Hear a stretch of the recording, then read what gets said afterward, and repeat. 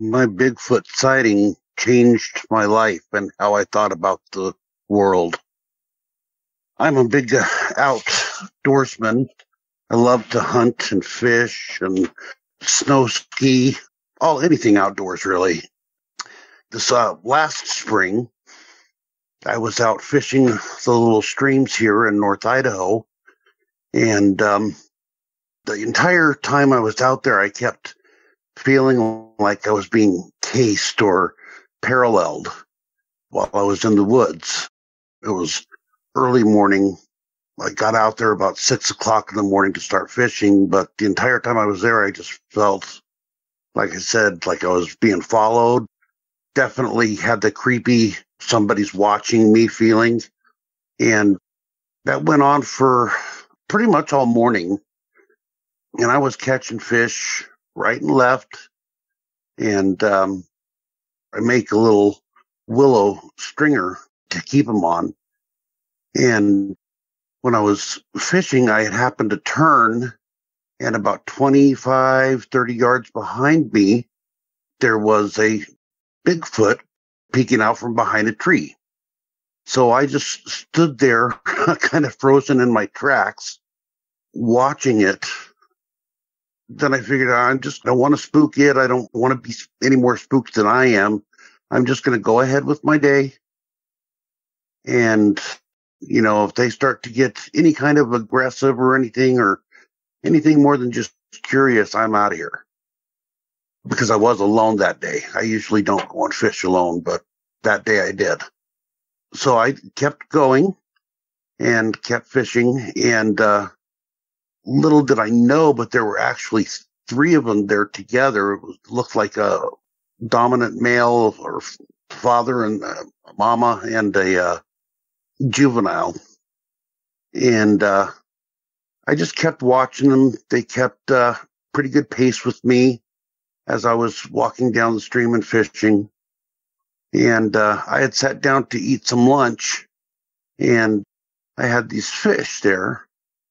And I thought, I'm just going to leave these fish for them. So I set the fish, and I took them off the stringer and actually laid them out on the stump and walked down a ways where I could still see them.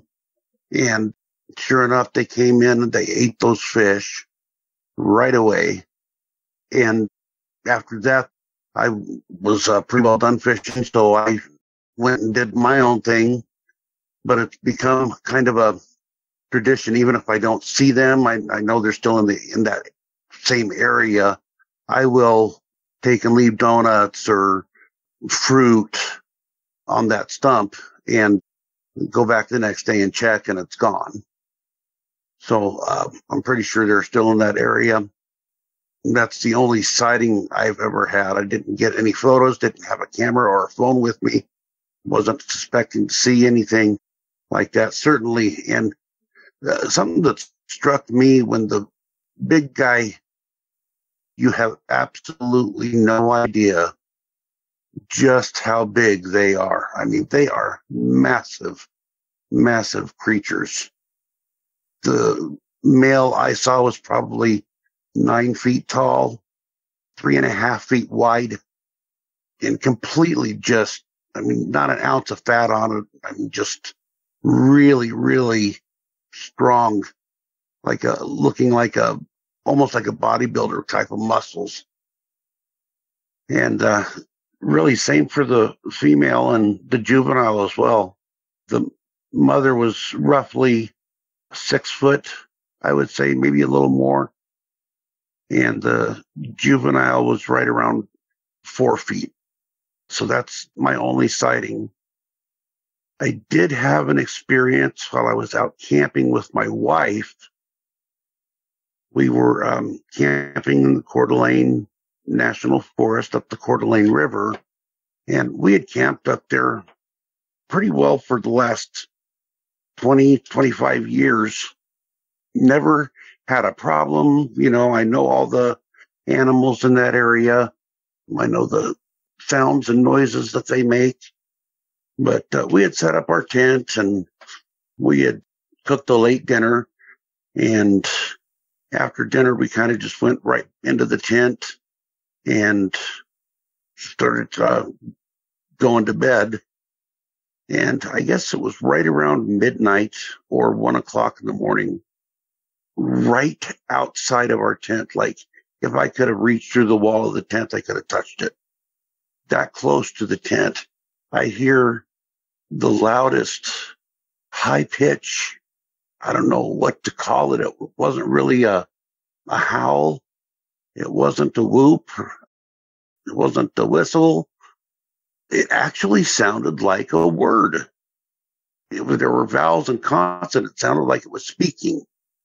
And the word he said, I'll never forget. He said, Kiawa, very loud and very high.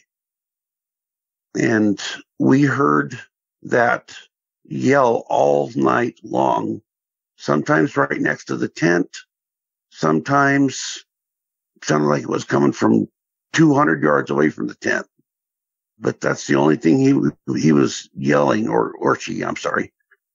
And after we got out of there, I started looking for any kind of sightings that were similar to that.